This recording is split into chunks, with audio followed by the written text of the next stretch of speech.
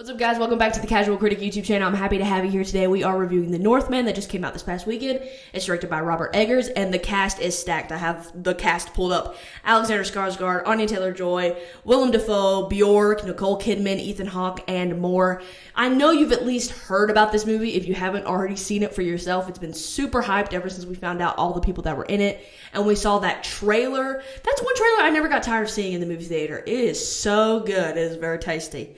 So obviously expectations, my expectations going in and everyone else's are extremely high going into this movie. I went in thinking this is about to be a masterpiece. Before I get into the actual review, I want to say that this is a very general, basic review. I'm not going to say too many specifics. I might just say, a couple things that are not spoilers or anything like that, but this is going to be a general, basic review since it's been so hyped. I'm sure everyone's going to be rushing to the theater to see it. And I don't want to give anything away just yet because it just came out this past weekend. So let's get into what I thought. As far as the directing, it's Robert Eggers. He is brilliant. It's very artistically shot, which I really, really like. I think in a lot of movies, if the story holds up, if the story's so good, you don't have to have the really interesting directing. But if you got both, that's a match made in heaven. I honestly don't think as far as how it looked, it could have been directed any better. It's extremely beautiful, and I'm hoping it's going to win some awards for that, just looking the way that it does, because it's very, very good. Let's get into the acting. So I think everyone's acting was really good, except one guy. The guy that played the eldest son of Fjolnir, I hope I'm saying his name right. Who is he in this cast? Who plays him? I don't even know. It's not pulling up. Anyway, his eldest son, I really wasn't appreciating what he was giving me. I really didn't like it. It was kind of cringy, and it might just be a personal thing. Maybe no one else, disliked him so much. I really did not give a shit about him, and I did not like him. And he was not up to par with everyone else. Anya Taylor-Joy, let's just talk specifically about her in this movie. I would dare say, yes, this movie's about whatever his name is. I can't even pronounce it. The main guy, Alexander Skarsgård, he is getting his vengeance. He is getting his revenge. Oh, he is out for blood. He's a wolf and whatnot. Yeah, that's what the movie's about, but this is not his movie. This movie is Anya Taylor-Joy's movie. Like, she runs it. This is her movie. This is her show. This is her time. She is eating it. She's got a bowl of whatever the fuck he was eating at that guy's house. It was like, it kind of looked like rice, but I'm sure it wasn't rice. She ate that whole bowl. She was just eating it the whole time. Anytime she was on the screen, she was just living it up. And I loved her. She did amazing. She was by far the best. She outacted, in my opinion, everyone. Nicole Kidman, who I don't even know who that is. I don't even know who that is. Ethan Hawke. Now let me say something. About Mr. Ethan. I love him. He is quickly becoming one of my favorite actors, honestly. I love him so much, and everything that he does, he's just so good. He's kind of good looking. His arm in this movie, and I'm gay, bitch, and his arm was, okay, anyway. Ethan Hawke was great, and I'm not saying he acted poorly at all, but still, it was Anya Taylor-Joy. In my opinion, it was her, and then Ethan Hawke, and then, everyone else. Well, I don't know. Nicole Kidman, sometimes she would get on my nerves. Her accent was weird. Everyone's accent was a little weird. And I don't know if that had to do with, Robert Eggers directing them to sound like that, or if it was them, or some confusion in between that. But sometimes their accent would not sound the same. Or, sometimes they would develop an accent, through them. I don't know. Was it just me? Am I crazy? Maybe I'm just hearing things. I don't know.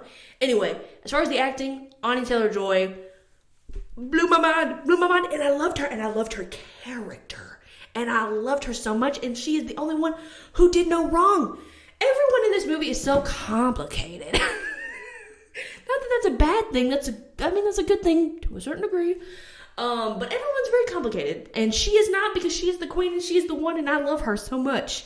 And she's hot, and I would let her mess with my mind. She was like, I can mess with the minds of men or whatever. I didn't really see a lot of that going on. But she still did good. She still did good, and she can mess with my mind at any time, any place.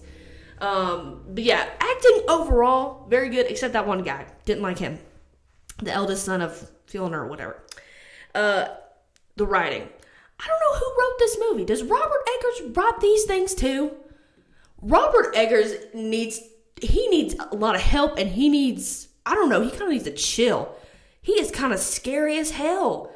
I don't know who wrote this. It doesn't say right here that I can see. I like the writing. As far as what the words were, as far as what the words said, very good. However, the only problem I had with the writing was, like, in the beginning when Ethan Hawke was walking around, he was talking very old time, right? Like, the kind of stuff, it's like, I know what you're saying, but it's taken me a couple seconds after you finish a sentence to fully understand what you said. But I'm still getting it. It's still good. He was talking like that. Just very old-timey, like 800 AD timey. And then other people in the movie were not talking like that as much. Like, he was really getting in there. Maybe it's because he was a king, I don't know, and he was like, I gotta act highfalutin because I'm the king of this bitch. But everyone else didn't have that kind of tone in their stuff. So I was a little like, why are you talking like that? Why are you saying that? But it was fine. As far as the words that were being said, like as far as the actual substance of the sentences, it was good. It was just a little weird. Soundtrack, 10 out of 10. We've all heard the music. You've heard the trailer. You've watched the trailer, I'm sure. We've all seen this fucking thing. But the music was very, very good. The story as a whole, extremely interesting, kept you engaged. I would say 95% of the time. There are parts for me where it did lag a bit, where the thing that's supposed to happen, I don't want to say anything specific, but the overall thing that's supposed to happen felt like that was a little dragged out a tad. And it's not even like that long of a movie, considering the kind of movie that this is. I was expecting it to be like 2.5 hours minimum. It's like 2 hours and 17 minutes, I think. But there were some dragginess, just a tad. And the ending, which I won't say anything regarding the event. I didn't like the ending. I didn't like the ending because I'm trying to say this in the most cryptic way possible, where the people who've watched this movie will understand what I'm saying, but it's not saying anything too much. The person that was at the end, I don't know, my relationship with that character was, I don't know, because you're kind of like, but I'm supposed to, but you know what I mean? Does anybody know what I'm fucking saying? I didn't love the ending.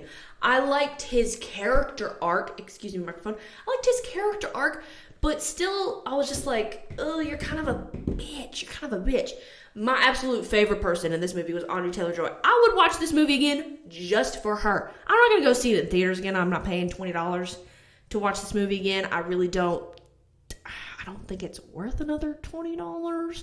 If it streams or whatever, or maybe I can rent it for $3.99 on YouTube. Yeah, I'll watch it again for Anya Taylor-Joy because she's incredible. She's becoming one of my favorite actresses too. And I really like her. And I like her in this movie. And I love her relationship with our main man that I cannot pronounce his name off the top of my head, and I'm not going to look it up because I'm just not going to. I love it. I love the relationship. They were so cute. I also think this movie is a little bit fluffy. I just farted, and I really hope that this mic picked it up. I just farted again. I'm not editing that out. A little bit fluffy, a little bit too wild, you know what I mean? A little bit too spooky ooky. So yeah, I did think it dragged a little bit, which is unfortunate because it's, again, not even that long of a movie for the kind of movie that this is. So it's not a masterpiece, But I understand the hype. I understand the hype going into it. But I think after we've all settled down a bit, maybe, you know, it's not a masterpiece. But it's still very good. Overall, I rated it a 4 out of 5. If you've seen it, please let me know what you thought about it in the comments. Go down to my description box. You'll find my Twitter, my TikTok, I almost forgot the name, and my Instagram. Go follow me. And be sure to subscribe to this YouTube channel. I would really appreciate it. And I'll see you guys in the next video. Peace.